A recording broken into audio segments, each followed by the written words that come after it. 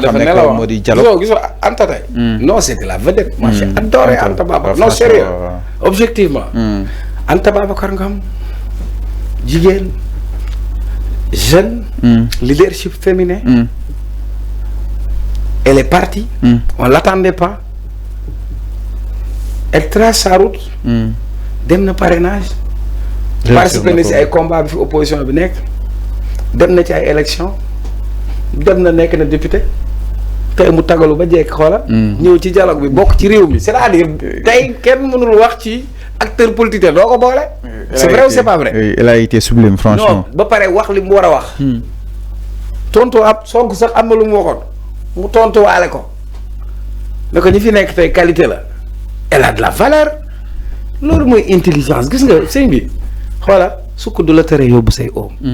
am na fu ñuy toll c'est l'intérêt supérieur de la nation. alors Cheikh Omar suñu continuer ba tey si li nga xam ne moo di waxtaan wi li itam du côté de la régie ba tey dañuy daal desandi si li nga xam ne moo di dialogue bi ñu gisoon ni Macky Sall dafa ne du ñëw waaye ñu gis ni ñu bokk si ñoom ba këram kese peut-être ñoo absenté ñu nekkoon si parti bi ñoom Abdoulaye Daouda Diallo gis nañ leen entre autres ñoom Abdoulaye Seydou Sow ñoo ñëpp daal di ñëw si boobu li nga xam ne moo di waxtaan lan lay wane à juste titre politiquement da nga jàpp ni APR instant bi dara desatu fa. oui mais. sa question bi sax analyse ta question même est une analyse. Okay. Parce que y a même la réponse dans ta question. L'APR n'a pas participé au dialogue mais des membres ou bien des sommités de l'APR ont participé au dialogue. Et c'est grosse tête franchement. Bah xam nga man j'ai été toujours un partisan du dialogue. Pour ceux qui me suivent et qui me connaissent si sama émission yi ma mës a def yëpp moi j'ai toujours été un partisan du dialogue parce que pour man sur des questions essentielles d'intérêt général nit ñi war nañu mën a waxtaan. nit ñi war nañu accorder wu sur leur désaccord. et des questions yoo xamante ni dans une démocratie majeure il faut que les gens se parlent il faut que les gens s'écoutent. parce que réew yi nga xam ne nit ñi duñu wax dañuy am ay jafe-jafe. donc man loolu mooy sama posture man. moo tax bu daaw beeg bu daawaati géej j'ai toujours dit quel que soit alpha il faut que les gens se parlent. je crois que loolu moi je l'ai toujours soutenu. beneen bi. APR dafa ñëw ne moom du dialoguer officiellement lu tax du dem ñu ne question de liberté APR war na wax nit ñi problème liberté sa digganteeg yàlla yow sa digganteeg yàlla rek jamono ji ñuy toppee seen ay ñoñ mënuñoo ma ne dem ku jël dëkk bi def ko lido jàpp nañ tëj nañ man APR moo tax ma xam kaso yëpp sérieux APR war na wax état de droit ak démocratie est-ce que dans une démocratie ton adversaire politique le plus en vue tu l'élimines à un moment donné ton adversaire politique bi gënoon taxaw Karim Wade la créer nga créer tu es même allé à modifier le code électoral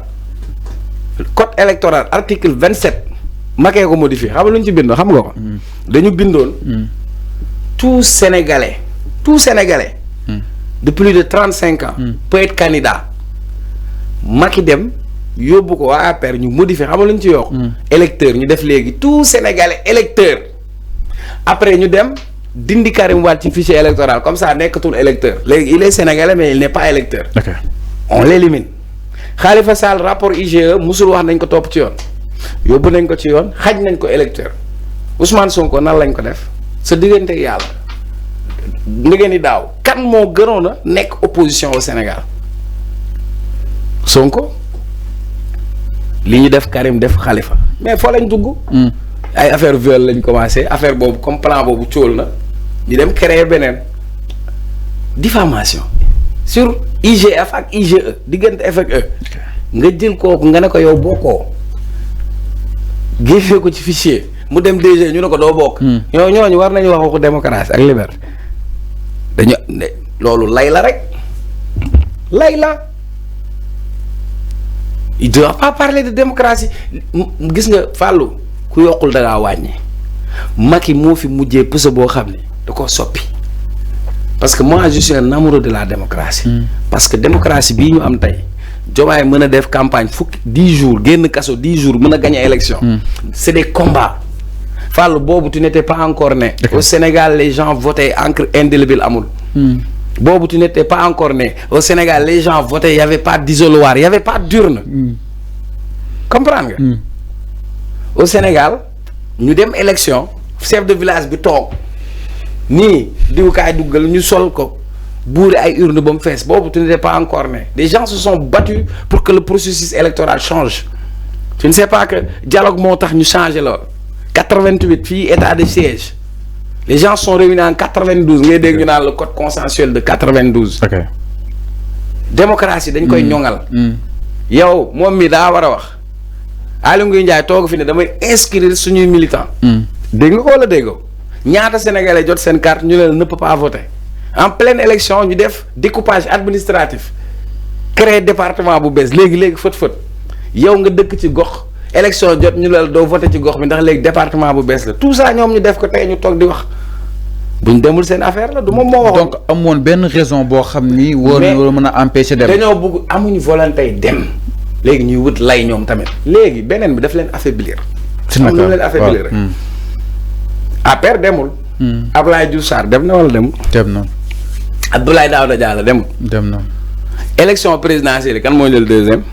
Amadou Ba. ah Amadou Ba. kan moo jëloon deuxième Amadou Ba. dem na wala demul. ah ñu ngi fa woon de. wala. ñu ngi fa woon de ah kon jeex na. En termes de représentativité, pour moi, le dialogue a été représentatif et inclusif. On a pris des gens de l'opposition comme des gens du pouvoir. Au moins, des gens qui ont dit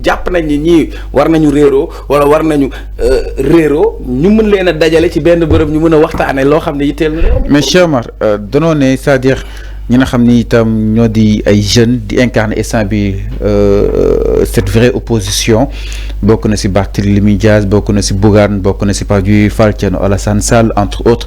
ba sax ñu bëri jàpp ni tey il dialoguait avec le système dont ñoom ñu doon woote li nga xam ne moo di anti système naka na ko daal di jàngatee si loolu itam nekkul jàngat Cheikh Omar nga jàpp ni parce que excepté Anta Babacar Ngom ak peut-être Déthié Fall ña fa nekkoon ñëpp suñuy xool ñu ngi woon si beneen système bi. Pape Djibril Fall lan moo ko dugal assemblée. plus fort reste. te pour mu dugg assemblée. Déthié Fall moo démissionné pour moom mu dem. voilà. Thierno Alassane Sall aux dernières élections ñaar la présidentielle. 0,0. oui mais attendez monsieur. yow demoo say morom dem nañ. moi je te parle de représentativité. waaw mais ñoom ce sont des farouches opposants à Ousmane Sonko. Fallou man le problème c'est pas opposant à Ousmane Sonko. loolu mooy connerie. le problème Sonko c'est une personne. comment on peut se. su ma nee farouche maanaam avec le régime là. bu parce que ñoo nekk assemblée nationale di débat ñoom ay Sall ak ñooñu. parce que yow seen classe doon nañ leen defal compo. ok oui. ah bien sûr. bu ñu nee premier ku si topp. deuxième. après deuxième ku si topp. kan moo jëloon premier. sa diggante yàlla ku jël premier.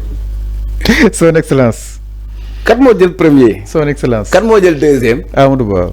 waaw yow premier dina fi toog deuxième ne fi ñuy dem li bëri huitième. mbaam gàtt na ci jur gi la bokk nag de.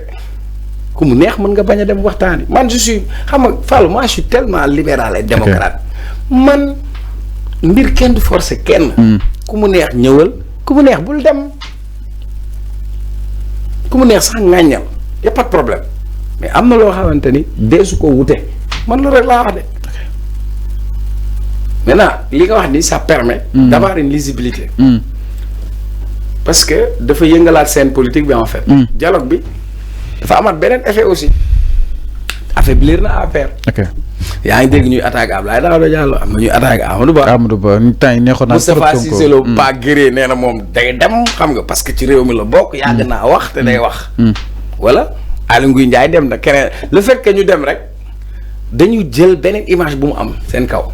Amadou Ba a toujours eu cette image donc d'état républicain il te dit je suis là parce que c'est l'appel de la République. Abdoulaye Daouda Diallo a dit la même chose. les autres demuñu c'est leur droit.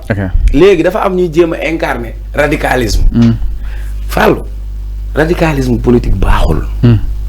man ki ma jàngal politique xam nga lu ma wax. sama maam Abdoulaye Wade. wala dafa ne ñu dafa am benn jour xam dañu ñëw pour xeex rek. man ñoom Toussaint Manga tout ça ñu dem. paa bi ne ñu daal di ree ñu wax leen ñu wax bu pare mu ne ñu politique élastique la. boo ko xëccee ba mu teng da nga koy bàyyi mu nooy mais sinon boo continuer rek. day dagg te bu daggee yow lay njëkk a fekk si. être radical en politique ce n'est pas bien. le radicalisme politique l'extrémisme politique ne paie pas. il faut savoir être conciliant.